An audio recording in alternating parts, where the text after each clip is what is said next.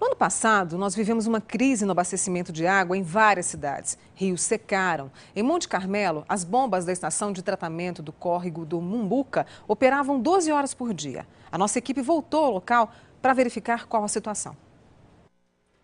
Antes com pouca vazão, agora a água chega com força nas torneiras de Monte Carmelo. Boa parte do que vai para o consumo sai da estação de tratamento Mumbuca. As bombas da estação, que há 3 meses operavam só 12 horas por dia, hoje ficam ligadas por 20 horas.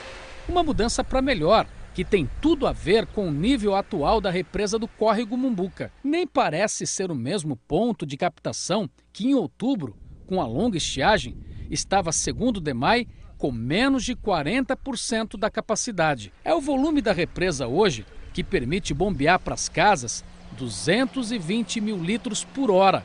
E para a alegria do diretor de operações do DEMAI, a marca da régua do reservatório chega quase no topo, a 3 metros de altura, e indica que o reservatório se mantém perto da capacidade, 1 milhão de litros. O pessoal ajudou bastante, mas agora parece que estão soltando, gastando muita água, principalmente ao sábado, lava calçada, caminhão, carro. Então é preocupante, porque as chuvas estão muito poucas. Mas aqui em Monte Carmelo, há também quem continue seguindo direitinho a recomendação. Mesmo fora do período crítico que exigiu o racionamento, a dona Olga continua economizando. Na casa dela, a água descartada pela máquina de lavar roupas é bem aproveitada. Eu reaproveito ela na limpeza da casa. Lavo o quintal, tudo reaproveitando a água da máquina de lavar. E é bom mesmo que outras pessoas sigam este bom exemplo. A outra estação de Monte Carmelo, a Santa Bárbara, também opera na capacidade.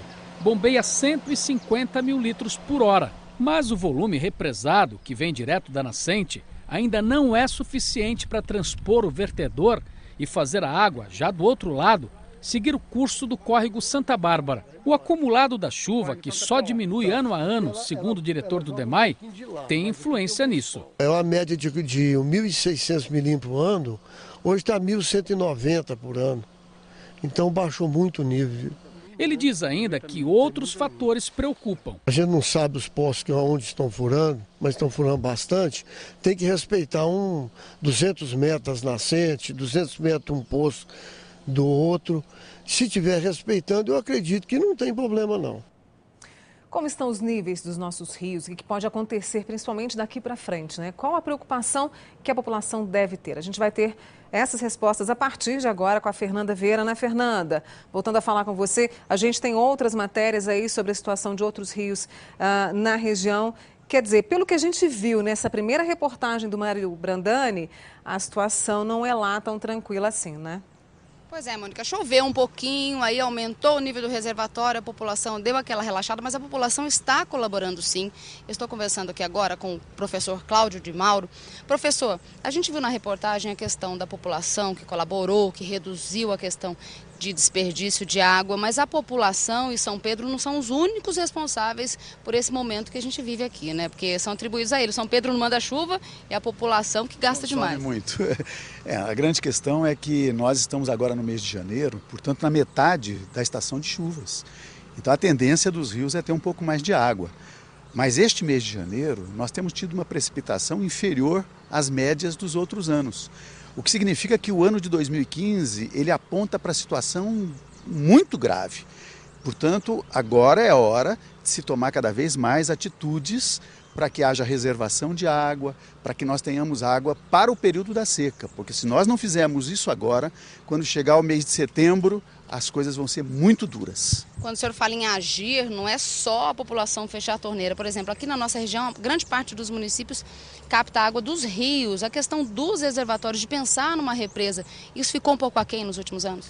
Na verdade, o que acontece é que os poderes públicos que são responsáveis pela gestão das águas, eles não têm tomado as atitudes do tamanho que precisam. Que acaba ficando mais fácil, por exemplo, buscar água lá em Capim Branco, mas que também vai ter consequências se nós não tivermos os rios aqui na parte alta com água. Então Então nós precisamos de chuva, precisamos de retenção dessas chuvas e precisamos garantir que o lençol freático fique absolutamente saturado para que no período das secas as águas sejam suficientes. Quando a gente observa os rios, a gente vê muita questão do avanço da agricultura. Isso também tem interferência na questão da própria água, né? O barranco já chega no rio, quer dizer, cadê a área preservada? Em verdade, a lei não é cumprida. Infelizmente, a lei não é cumprida adequadamente para atender essas demandas.